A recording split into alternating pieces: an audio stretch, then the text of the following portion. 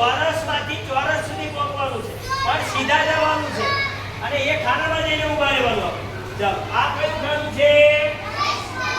યાદ રાખો ષટ્કોણ, પછી લંબગોળ, પછી લંબચોરસ. સાહેબ ઊભા એક ખાનું જવાનું સામે.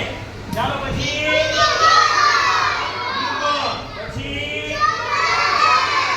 તો ચોરસમાં આવી ગયા. ચોરસમાંથી આવી ગયા ને? ચાલો આ કયું ખાનું છે?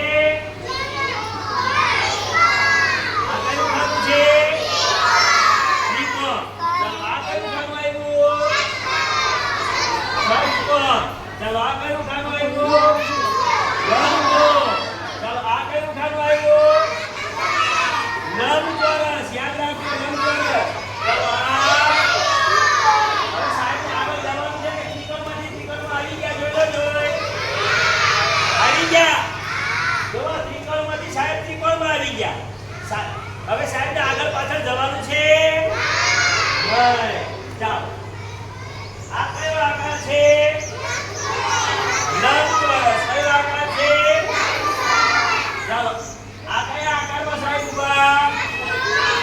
ષટ્કોણ. ચાલો આ કયા આકારમાં ઊભા?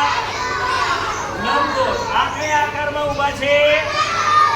લંબચોરસ. થઈ ગયું.